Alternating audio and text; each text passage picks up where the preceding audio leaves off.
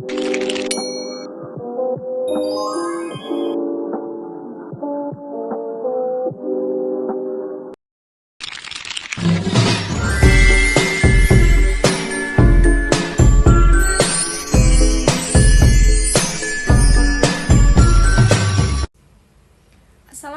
warahmatullahi wabarakatuh. Perkenalkan, nama saya Lailatul Hariah dari A3 Prodi Manajemen, NIM 231010111122.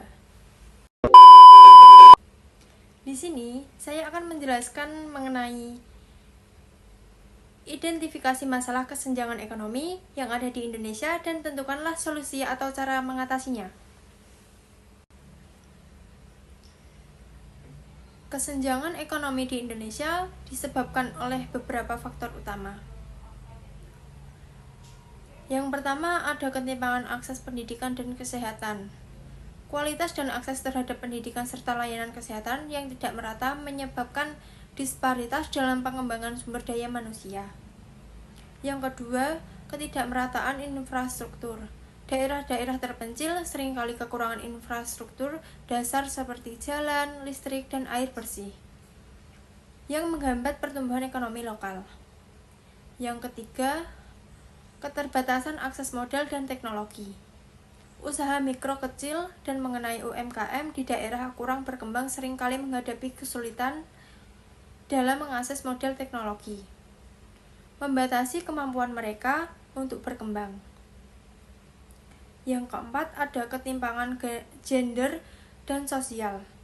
Perempuan dan kelompok marginal seringkali memiliki akses terbatas terhadap pendidikan, pekerjaan, dan sumber daya ekonomi lainnya. Selanjutnya, ada solusi untuk mengatasi kesenjangan ekonomi.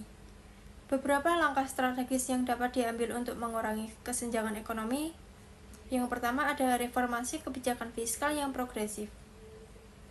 Pengenaan pajak yang lebih adil dan efektif untuk membiayai program sosial yang berpihak pada masyarakat miskin dan rentan. Yang kedua, penguatan jaringan pengaman sosial, memperluas dan meningkatkan efektivitas program bantuan sosial seperti bantuan langsung, tunai, dan program keluarga harapan. Yang ketiga, ada pemberdayaan ekonomi lokal, memberikan dukungan kepada UMKM dan petani lokal melalui pelatihan keterampilan, akses permodalan, dan pemasaran produk. Yang keempat, ada investasi infrastruktur dan teknologi, membangun infrastruktur dasar dan memfasilitasi akses teknologi untuk meningkatkan konektivitas dan produktivitas ekonomi di daerah tertinggal. Yang kelima, peningkatan akses pendidikan dan kesehatan, meningkatkan kualitas dan aksesibilitas pendidikan serta layanan kesehatan untuk semua lapisan masyarakat. Selanjutnya, soal nomor 2.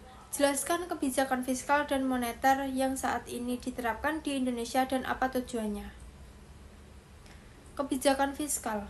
Pemerintah Indonesia pada tahun 2025 menetapkan anggaran sebesar 3.621,3 triliun dengan proyeksi defisit sebesar 2,53% terhadap PDB. Anggaran ini difokuskan pada program-program yang mendukung pertumbuhan ekonomi inklusif dan pengurangan kemiskinan. Alokasi dan difokuskan pada sektor-sektor strategis seperti pendidikan, kesehatan, infrastruktur, dan pemberdayaan ekonomi masyarakat. Kebijakan moneter. Bank Indonesia menerapkan kebijakan moneter yang bertujuan menjaga stabilitas makroekonomi dan mendukung pertumbuhan ekonomi yang berkelanjutan. Beberapa langkah yang diambil. Yang pertama, pengendalian